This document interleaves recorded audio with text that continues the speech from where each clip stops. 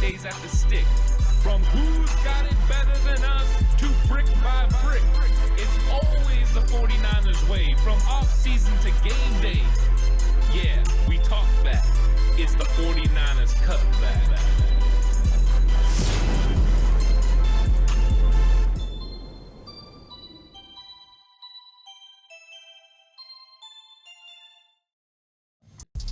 It's 49ers Cutback Podcast time. Welcome to the show, everyone.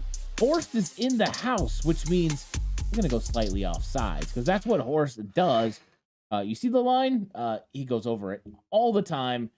Horst, what's up, man? How you doing? Got my game face on, ready. Big week. This is a big week. Super Bowl week. Haven't won one since I was in kindergarten. Wow, you were in kindergarten in 1994?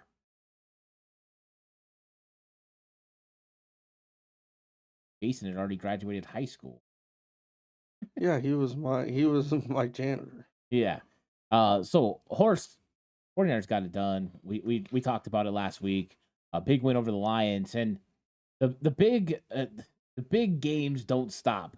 You get to the Super Bowl and you have waiting for you Patrick Mahomes, and you have Travis Kelce, and you have Andy Reid. And so the 49ers know this is going to be a tough test. Pick the least athletic one out of those three. Yeah. So how you feeling? How you feeling about this matchup? Are you feeling confident? You feeling nervous? What's your overall take? I mean, Patrick Mahomes is what he is. He's a great quarterback, going to be a first ballot Hall of Fame type guy. Travis Kelce's the same thing, first ballot Hall of Fame type guy. Andy Reid is also first ballot Hall of Fame type guy. You generally don't get to the Super Bowl and face easy competition. It is what it is. Now, I don't think they're better than the 49ers as a group, as a team, but those two guys can play some ball, and if you don't, keep them in check, they can cause you a lot of hurt. Yeah, you're right. I mean, this is the kind of matchup you were going to get in the Super Bowl, no matter what. It's Patrick Mahomes, Andy Reid, and Travis Kelce, or it would have been Lamar Jackson and John Harbaugh and that impressive defense, or it would have been Josh Allen and Stephon Diggs and that impressive Bills team. It was just going to be a tough team no matter what. Always. And so now you're in the Super Bowl, and these are the opportunities that you have to win big-time games. And the 49ers are going to have to go out there and get it done. And they have the tools. They have the pieces. They have the coach to go get it done. Now it's just, hey, it's time to push those chips to the middle and just go make it happen. Yeah, this is your chance. This is your opportunity. I hate this word, but I can't think of a better word for it, to immortalize yourself among the game's greats. Yeah. This is their chance. As we talked about before, how much we love the Harbaugh era, the Willis, the Gores, the Joe Staley's, Alex Smiths. As much as we love them, it's hard to attach yourself as much to that team as the 80s and early 90s teams because they never got it done. This is this group, the Kittle, Trent Williams, Debo, the guys that have been there for a while now.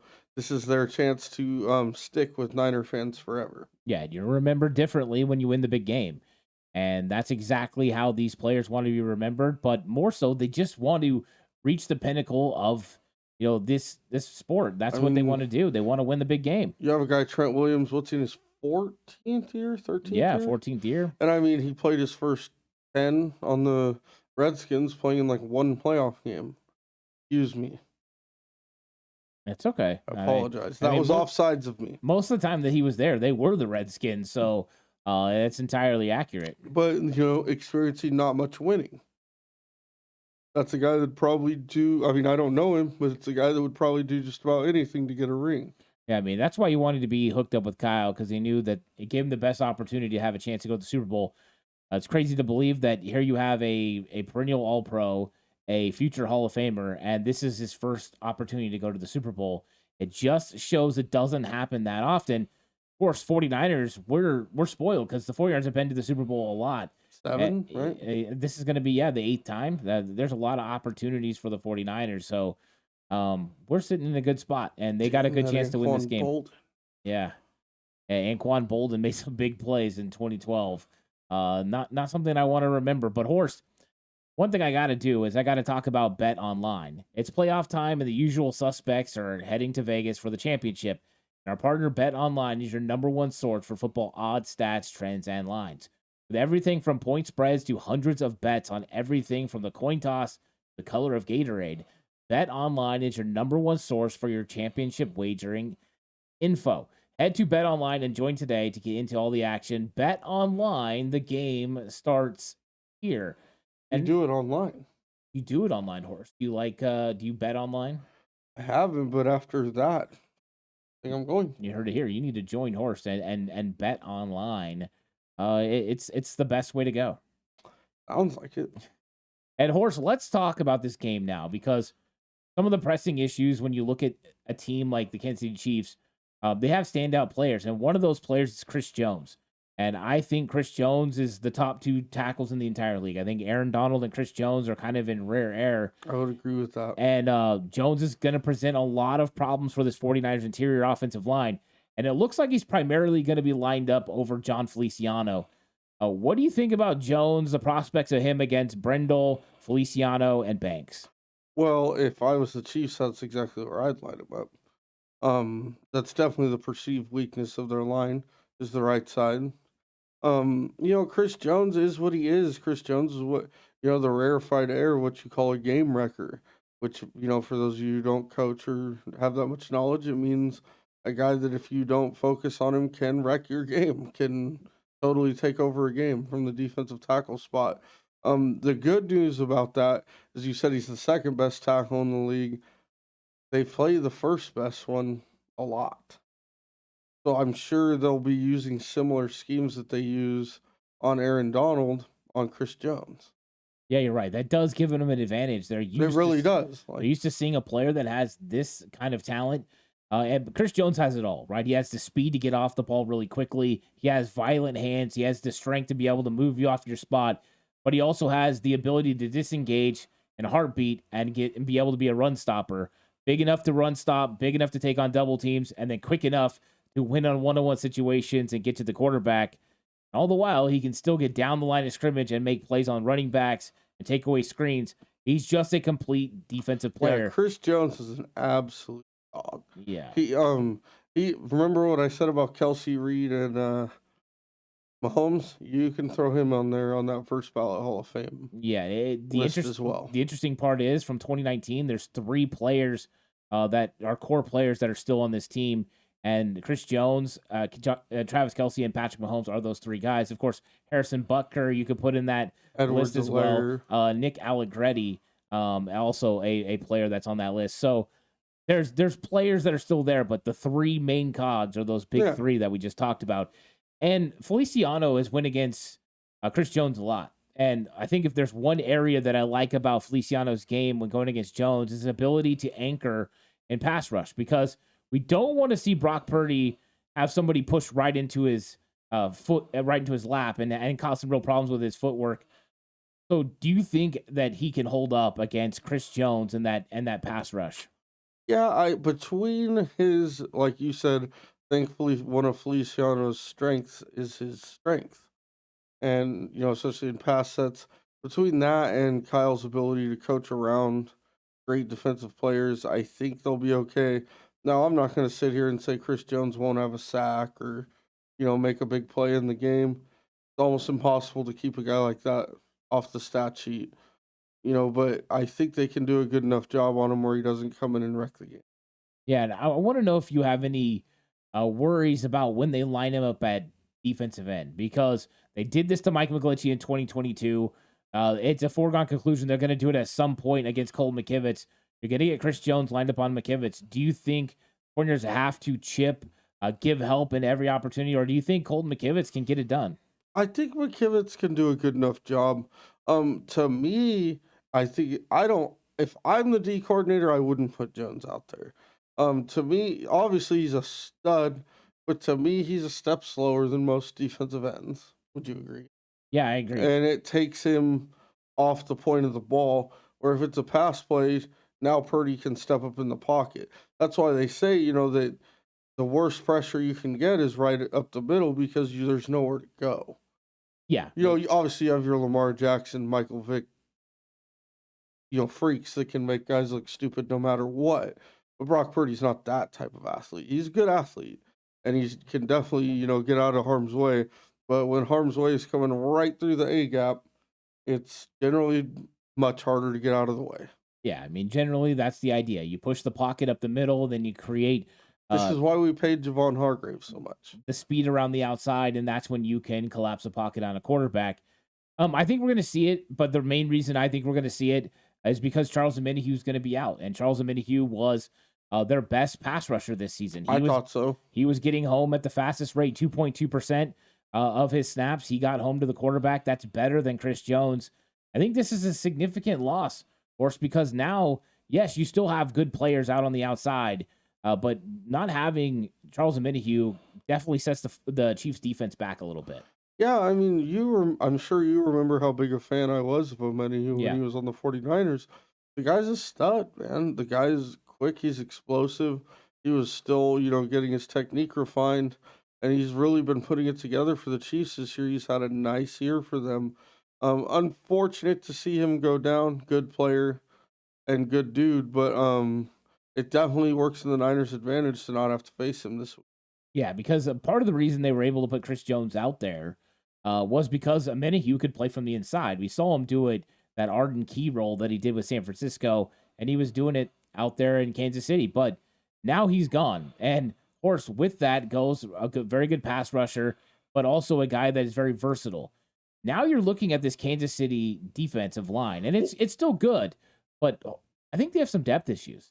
Yeah, I think your front four there, especially Karlaftis and Jones, are a problem. But the other two guys, Mike Dana and Kershawn Wharton, are, they're very solid players. That top four is a good group. Problem is, if they get into a grueling, grinding game, their backups don't have a whole lot of experience. This is a team that you're kind of surprised once you look at their depth chart that they didn't give Ndamukong Suh a call before the playoffs. Or I'm sure there's other guys sitting out that I just, that would be willing to play. But, man, they're thin. They're paper thin, especially on the interior. And the Niners, as we all know, love to run that football. They get that run game going, those big guys having to play more than 5-6 plays in a row. You're going to see a lot of this, and there ain't too much that can come in. I mean, Chris Jones can't play every snap. Yeah. So to me, that's a key advantage for the Niners, is they need to go on those drives and tire those guys out, because you tire those guys out, all of a sudden Brock Purdy's got all day to throw, and the running lanes are going to get bigger and bigger. Yeah, and I mean, they struggle to stop the run. One area they struggle a lot is behind the left tackle. 49ers have the best left tackle in football. They're going to be running right behind him a lot in this game, and Mike Dana is going to have to deal with it. And that's not good news for them, because you look at those top four guys, and you're right. I mean, they're pretty good, right? You throw Wharton in there. They got some talent there. They got guys who can get after the quarterback. Dana, 6.5 sacks.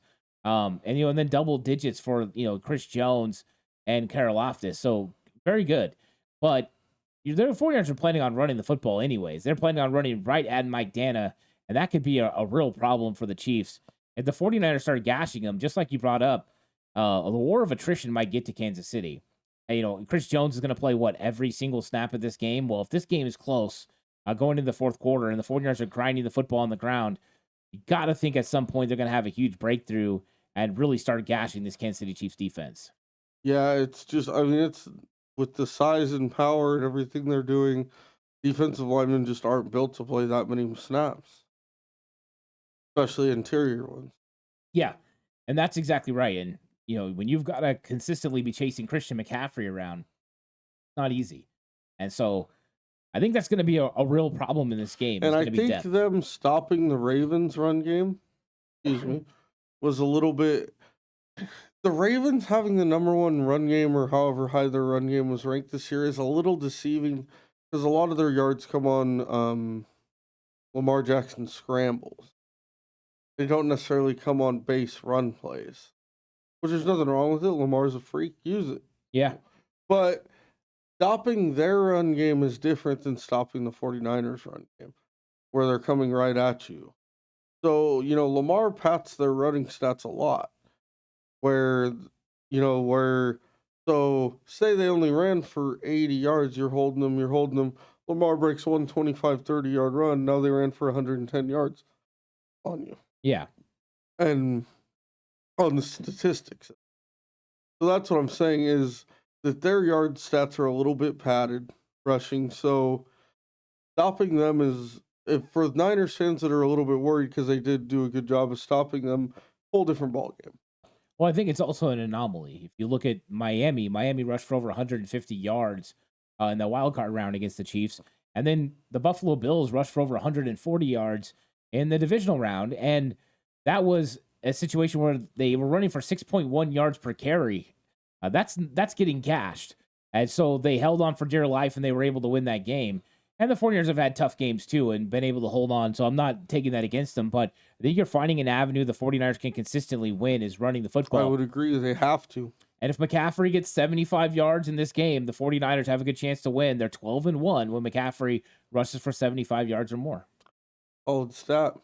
You could bet online with stats like that. You definitely can. If you think Christian McCaffrey is going to do that, bet online is the one for you. Horst, let's flip it to the other side and talk about the offense a little bit as far as Kansas City's offense, but the 49ers defense, because Joe Thuney, it doesn't look like he's going to play. Andy Reid said it was going to be a long shot for him to be able to get out there, which means it's going to be Nick Allegretti. And Allegretti got a lot of snaps in the 49ers Super Bowl in 2019. So he's a guy that knows how to play against the 49ers style of defense. Different players, of course, right now. But let's talk about that. You've got no Thuney, and then you've got Jawan Taylor versus Nick Bosa. Who likes to hold a lot, according to Bosa. He does like to hold a lot, and then that's just a fact. He has like 23 penalties this year. Jawan Taylor is the most penalized offensive lineman in the entire league. Yeah, that's a terrible matchup for Kansas City. Jawan Taylor, and the problem is, here's the whole problem, how far it extends with Jawan Taylor being their weakest guy. So now he's got to face Nick Bosa. He's not going to block Nick Bosa one-on-one, kids. So that means you have to chip and help, right? Well, your chip guy is going to be Travis Kelce. Travis Kelce's their main weapon. This is not the team that had Tyreek Hill and Sammy Watkins, where they were so loaded that it was scary. You're either going to have to send your back, or you're going to have to send Travis Kelce over there to help.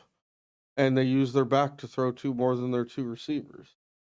So it's really good. To me, that really affects their game plan, because if they try to block Bosa one-on-one with Jawan Taylor, I pray that they try that. That'll end real bad. That'll end with Mahomes in the dirt a lot. Yeah, so in 2022, what they tried to do was cut his legs. So they would get there with a running back, cut his legs. I think you could get probably some wide receivers that are going to help Chip on the wide nine. If it's Travis Kelce, you got to think the 49ers are feeling pretty good about that. Just locate him once he releases and go pick him up. But, you're right. This is one of those instances where they're going to have to put a lot of focus on helping Jawan Taylor with Nick Bosa. And I think there's going to be plays where Bosa gets one-on-one and he absolutely smokes him, Horst. I think there's going to be opportunities for Bosa to just go right around him and get home. And I even think he can get underneath him and walk him back to the quarterback. I think this is a bad matchup for Jawan Taylor. Yeah, well, he's a bad matchup for a lot of people. But, yeah, Jawan Taylor, he's in trouble. And let's talk about Nick Allegretti. He's going to be going against Javon Hargrave. Is this advantage Hargrave, or how much Creed Humphrey are you going to get helping out? I would assume you're going to see a lot of Creed Humphrey that way. I think the way you offset that is if you could line, hopefully when they get the chance, they can line whatever D tackles over him on a 3 technique or even a 2. That way it's a hard reach block for Allegretti or Creed Humphrey. Creed Humphrey, who is a very good player. Yeah, very good. So I think there's ways to take advantage of that. And I think that's another bad matchup for them. Yeah, I think the 49ers defensive line is well equipped to go against Kansas City. This could be a battle they win, but Horst, if they're going to win this battle, the defense has to be better stopping the run. Yes. You've been defensive coordinator before. You've put together game plans to stop run games, especially outside run games.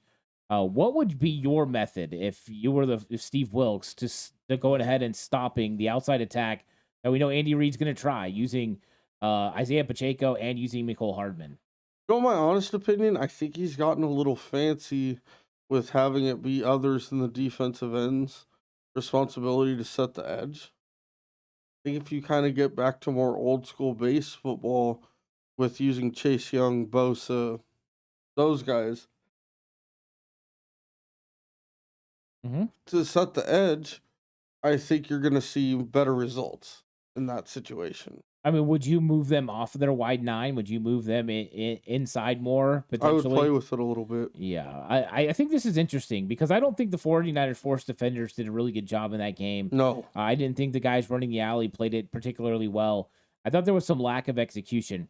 One thing that I've recommended that I think I would employ if I was Steve Wilks was edging out my defenders, my linebackers, just a little bit on the outside to prevent angles from where they can get blocked from the outside. That way they could either go underneath or over those wide receivers that are trying to block them in, or in some cases, Travis Kelce. What are your thoughts on that? And do you think it would leave us too vulnerable to the run up the middle? No, I think it's a great idea because I think the 49ers linebackers' speed allows them to get back into the play on runs up the middle. Because Pacheco's a good, hard, solid runner, but he ain't Chris what's his name? Chris Johnson. Like he ain't a 4-2, 4-3 guy. They can get back in and make plays. But on those outside runs, they really struggled. Greenlaw looked like he was stuck in mud the first half last week. And so, I think that's a great idea. Yeah, I think for whatever reason, I don't know what it was. Dre Greenlaw was just standing in place. I don't know if that was what they wanted him to do. He was worried about Jahmyr Gibbs out of the backfield, what exactly the call was. But they turned him loose in the second half, and that's when he really got into stopping the run. The 49ers were much better in the second half. They're going to have to be really good against Kansas City. But a lot of it's going to come down to execution, some little subtle adjustments from Wilks at times could put them in the proper spots to be successful. But if you don't stop the run, you're going to have a long day against Patrick Mahomes and the Chiefs. And let's talk about Patrick Mahomes in this way. It's been brought up that maybe the 49ers should think about spying Patrick Mahomes. Horst, would you spy Patrick Mahomes if you were coaching against him? I'd have it mixed in, but I wouldn't do it all the time. I think when he moves around, he's more looking to extend a play and throw the ball. He's not looking to take off for big runs.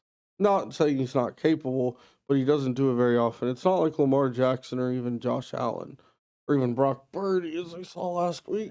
But so no, in that regard, I wouldn't do it too much. I might mix it in here and there, but I think you're wasting a defender that could be used to stop their pass. Yeah, that's my concern. If you're spying Patrick Mahomes, is that an extra defender that was supposed to be on Travis Kelce? Is that an extra guy picking up Jerick McKinnon out of the backfield? Is that a guy that was going to cover underneath on Rashee Rice as he's going over the middle? That's where you start having worries about that. Yes, Patrick Mahomes can beat you if he extends the play and gets outside the pocket. Yes, he can use his legs to scramble, get yards. But I think that comes down to more defensive pass rush integrity than it comes down to making sure you spy him. Yeah, I would agree with that. It's a game where everyone has to stay disciplined and stay in their lanes and not try to do too much. But Horst, if you were putting together an offensive game plan to go against the Kansas City Chiefs defense, what would it look like? 3 letters, RUN. RUN, run CMC? Yeah, I would run CMC. I would run Devo. I might even run Elijah Mitchell. I would come right at them, like you said, especially to the left side. I think they're going to be extremely vulnerable over there. We have a huge mismatch. And I think with their set of linebackers and DBs, if McCaffrey gets a crease, they're in trouble. Yeah, you're right. And I think the run game is going to be important. Horst, would you still run the ball into 8-man looks? Once again, that would depending on how you're handling blocking the main 4. If you're handling those guys, then yes, because you can still run everything inside the tackle, inside the guard, and it's still the same box. The 2 inside backers and down guys. If you're struggling with that, I wouldn't look to do it because if you're trying to go outside against the 8-man box, it's going to be extremely difficult. Yeah, the leverage changes a lot. They can get those guys, especially a safety, to come up outside and make it a little bit more difficult. Now, 49ers have been a team that kicks guys out and runs underneath off tackle, so that might present itself against that particular defense. But I think Kyle's got to take what's there. If you've got a light box, run the football. If you got a heavy box, throw the football. Just make sure it's timely, accurate throws. And Brock Purdy's going to have to make sure he figures out when Spagnuolo's blitzing and when he's not. That will be a big part of this game because Spagnuolo can blitz from anywhere at any time, and they have a lot of success with it. He'll bring 5-6 guys. It is a cool matchup because Brock Purdy's the best against the blitz in the entire league. And is that what you were going to say? Wow, that's fantastic. We're great minds think alike, Horst. I was going to say, oh, too bad we don't have the quarterback with the number 1 rating against the blitz. We do.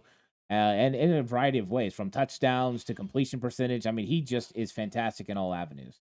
Yeah, I think blitzing him, they might have some success with it early, but I think it'd be a mistake. Yeah. Hey, you live by the blitz, you die by the blitz. I mean, that's just the way it goes. And I mean, they've had some success, but also some struggles. Horst, let's flip it to the other side of the football. For the game plan, what would your defensive game plan be in stopping Patrick Mahomes and this Kansas City Chiefs offense? I think there's 2 keys stopping Mahomes. It's getting the receivers off rhythm, and it's getting pressure on him. You cannot allow him to stand back there cleanly and 1, 2, 3 throw. Yeah. He will kill you. So they need to get the receivers off their routes, bump them, push them, pull them, things like that. And then they need to get pressure on Mahomes. Make him move his feet, make him unhappy, make him uncomfortable, hit him a little bit. Once he starts getting hit, he does struggle. Are you getting home with 4? Or are you bringing extra players? The goal would be to get home with 4. I would have the blitz packages in, but I would only start using them if necessary. It would not be my number 1 game plan. Yeah, I mean, he can actually make some big-time plays. Now, they weren't very explosive this year on offense. The 49ers were actually the number 1 explosive team in the league. But anytime you have Patrick Mahomes, you still have the ability to have explosive offense. Yeah, that's what I'm saying is you gotta make him uncomfortable. Yeah, and let's do your bold prediction, Horst. It's gotta be bold. It's gotta be whoa. I mean, should we play the music, Horst? Do we need to get a wow that's bold prediction? Might music? get me fired up. Let's go. Wow, that's really bold. Whoa. Whoa. Whoa. It's got to be really bold. It's got to be whoa. What's your really bold prediction, Horst? That was my bold prediction I'm going to go with is that 49ers hold Travis Kelce under 40 yards. Ooh. That was really bold. Whoa. That's impressive. I like that one, Horst. Jay in the Bay went with Nick Bosa was going to have 2 sacks and an interception for a touchdown. Warren went with the fact that he thinks that they're going to have Chase Young's going to have 3 sacks, and now you're coming with that. I love it, Horst. That'd be great. Let's get all these things to happen. Chase Young had 3 sacks. Bosa had 2, touchdown on defense. I'm loving where this is going. And Horst, game prediction, Super Bowl. Who you got? I know this isn't going to be Jay Hillworthy. No, I'm not a coward. Weak-willed men are a problem of mine. I think it's going to be a tough game. It's going to be a hard-fought game. I think in the end, Niners' physicality, run game, and physicality on defense is going to be a tad too much for Kansas City. I am taking the 49ers 31-23. Finish the quest for 6. I love that. I love that score. Warren picked them to get 31 too. So that would be the first time that a team has scored over 30 points on the Kansas City Chiefs all season. Happens to the Super Bowl. Why not, Horst? And Super Bowl MVP. If you got him scoring 31 points, is it going to be an offensive player? Super Bowl always. Minus unless you have like 3 interceptions in a game. Super Bowl MVP for this year's 49ers. Yeah, I thanks for clarifying that. This year's 49ers. Yeah. I'm going with my man. Oh, wow. I think Debo's going to have a touch in the air, touch on the ground.